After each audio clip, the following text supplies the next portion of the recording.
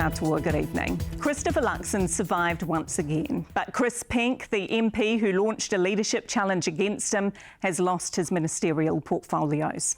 Just 87 days out from the election, Luxon's declared the full support of his caucus after a 3-hour meeting. Flanked by senior ministers, including Erica Stanford, touted as a contender for his leadership, he spoke for just 75 seconds, finishing with, "We're moving on."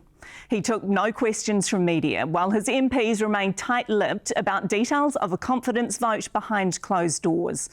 The political drama played out on a day the latest One News Varian poll revealed his latest popularity numbers, and another big move from the new kid on the block. Our political team's standing by with more on today's developments. We begin with senior political reporter Benedict Collins. Christopher Luxon emerging as leader. Nationals heavyweights lining up behind him, hoping to project solidarity after days of dissent. There was a confidence vote in my leadership this morning at our caucus meeting, and I have the full support of our caucus, and our caucus is united.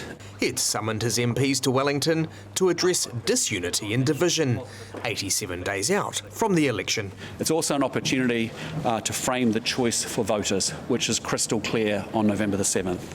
An opposition that wants to take New Zealand backwards, or a national government that wants to fix the basics and build the future and with a plan that takes New Zealand forward. With that, I want to say thanks everyone.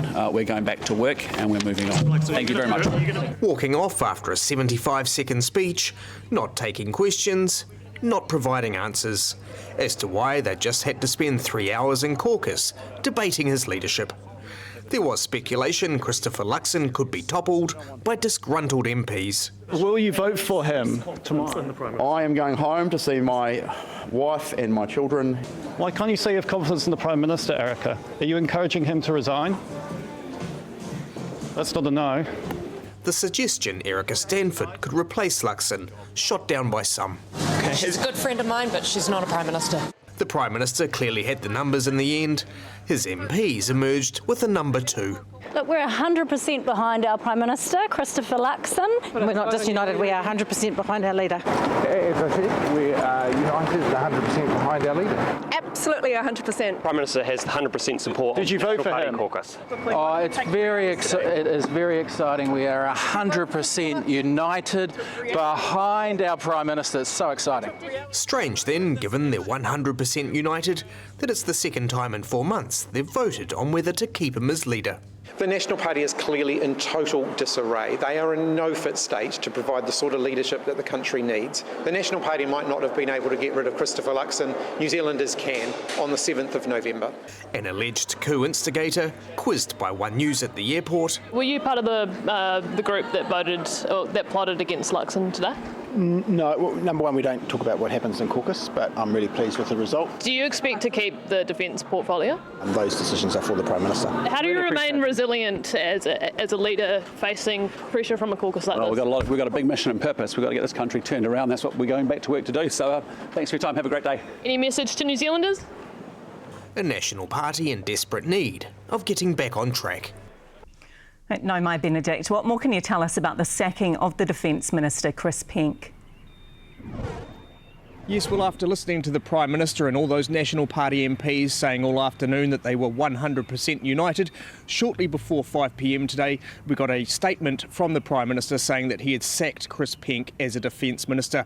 Now, the statement read that Chris Penk had launched a leadership challenge this week, which had resulted in today's confidence vote, making his role as a minister untenable, and that Christopher Luxon had removed all his portfolios as a result. And my understanding is that Chris Penk actually stood up at today's caucus meeting and directly challenged the Prime Minister, this resulting in his sacking. Now, Christopher Luxon will be hoping that taking this strong stance, kind of getting rid of Chris Penk from his ministerial roles here will really draw a line in the sand under this recent messiness that we've seen from the National Party, and that they'll be able to sort of start picking things up and start heading towards that November election in a bit better fashion.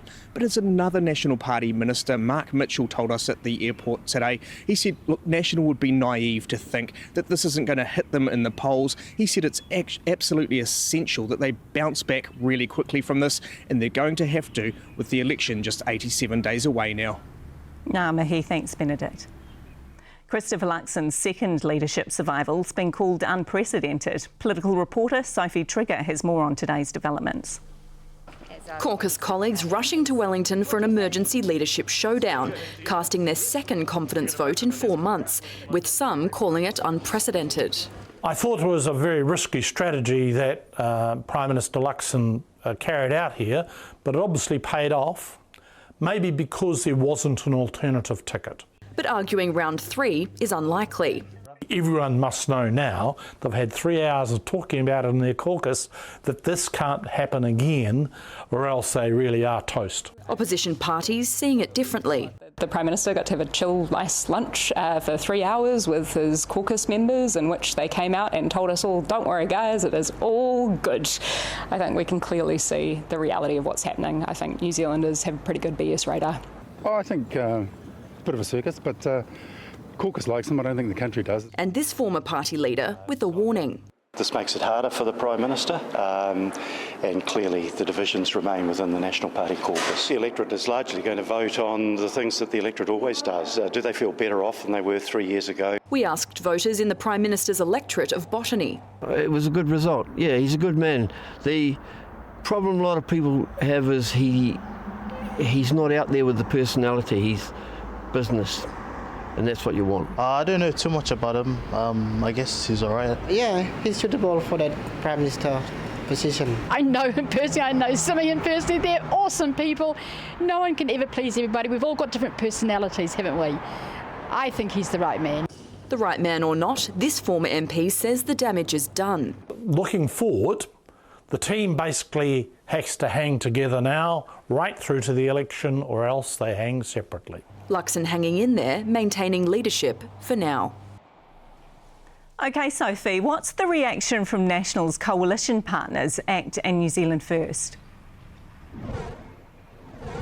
Good evening. Well, we have heard from both parties, and it's worth noting that as coalition partners, both would have been expected to have been informed in the event of a leadership change for National. So Winston Peters posted on X this afternoon saying that after days of speculation and distraction, it has all boiled down to much ado about nothing, and saying that the government should be focused on the issues that voters put them in government to do, such as bringing down the cost of living. And ACT leader David Seymour described today's events by telling One News that it was a lot of energy to get back into the same place, and saying that it has confirmed for him that ACT has the right approach, which he says is to do the hard policy that makes the country better. So both Peters and Seymour here clearly indicating that they want to get back to governing, and Christopher Luxon as well making a similar comment in his brief remarks to journalists this afternoon, saying that the caucus is united and getting back to work. Kia ora, Sophie, thank you. So a busy day at Parliament and less than 3 months till the election. The latest One News Varian poll shows a new party entering Parliament for the first time.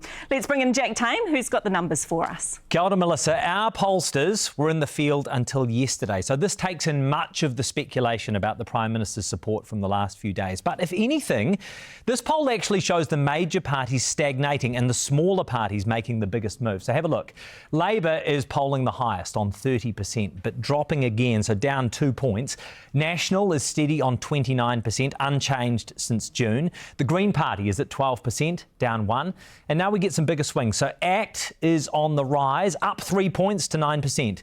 New Zealand First is down to 8% support, dropping 3 points. But then look at this. The Opportunity Party is up 3 points, equal with New Zealand First on 8% and with enough support to enter Parliament. Te Pāti Māori rounds us out at 1% support, down 1 point. Now let's have a look at how this would translate to seats in the House. So under these numbers, National would have 36 seats, ACT would have 11 and New Zealand First would have 10. That's a total of 57, not enough to form a majority. On the other side of the House, Labour would come in with 38 seats, the Greens would have 15, and assuming the incumbents win in the Māori seats, that's a total of 59. Again, not enough to form a majority. So on these numbers, neither of the major parties can make it work without the support of Opportunity. Rolling in with 9 seats in Parliament, these numbers have them as the potential kingmaker for the next government. Let's check the preferred Prime Minister stakes. Christopher Luxon leads. He's down 1% to 17% support. Chris Hipkins is down 1 to 15. Down 3, Winston Peters at 7%. Chloe Swarbrick is unchanged at 6%. ACT's David Seymour is up 1 to 5%. But there is a huge number of people who answered don't know to this preferred Prime Minister question, 36%. But that is how it's currently shaping up, with Christopher Luxon at the helm. Despite the caucus chaos of the last few days, National support hasn't shifted. But on these numbers, Christopher Luxon would need the support of a party he's just ruled out working with. We've always said we'll negotiate with a party that gets the largest number of votes on election night. We will go to them first with our clear bottom lines, which we will set out closer to the election, and see if they can work with us on that. If not, then we will go to the second largest party. For the first time in our poll, Opportunity has enough support to theoretically enter Parliament. I think with increased support comes increased scrutiny, as it should. We've got a fantastic group of candidates that are ready to enter Parliament. We are prepping well, we understand what we've got ahead of us, and we welcome that scrutiny. But where Opportunity's votes are coming from is central to the MMP arithmetic. The party's increasing support may be at the expense of the so-called left bloc. At this point, it's not clear that they'd necessarily be in Parliament. There's still plenty of water to flow under the bridge over the next 12 weeks. It's up to the voters who's going to make up the next government. If you want that to be a strong, stable, forward-looking government, give your vote to Labour. At the end of the day, no political party and no politician owns any votes, and I think it's kind of game on. But if New Zealanders do want a change of government, then they need to vote for political parties who have committed to changing the government. You don't think TOP have done that yet? I think that they've been clear that their intention is to play both sides. I noticed came here 5 minutes ago. Go back to your own country. After Winston Peters told a China-born New Zealand MP to go back to his country, New Zealand First support has dropped to its lowest poll result in more than a year. Standing before you is an uncommonly handsome older gentleman. But a big-name candidacy has coincided with a big surge in support for ACT. No doubt that people love Paul Henry, and I'm sure that some people will be voting for ACT because of him, but some people will be voting for a range of reasons. There is still plenty of time for the numbers to shift, with 87 days to go. OK, Jack, what more can you tell us about these results? Well, the first thing to point out is methodology, right? So this poll had a slightly condensed polling period, meaning we spoke to slightly fewer people than we usually would for our polls. What does that mean? Well, it means the sampling error changes.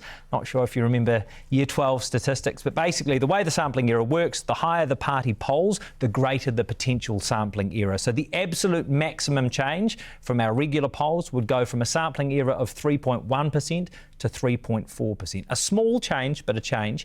For parties at the lower end of support, there is barely any difference in the sampling error. Nevertheless, it's just really important for us to be transparent with you.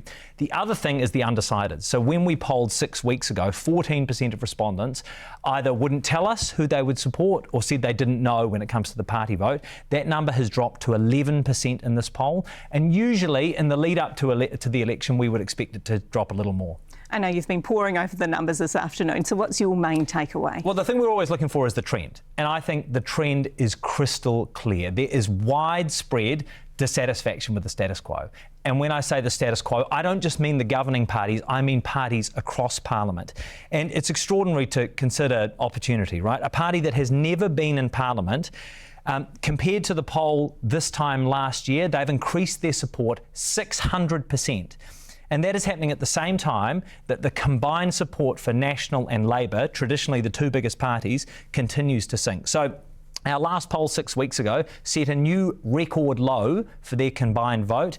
This poll is even lower, a new record, and there is nothing in the polling trend so far to suggest that is changing. An interesting day and more to come. Tēnei te mihi atu.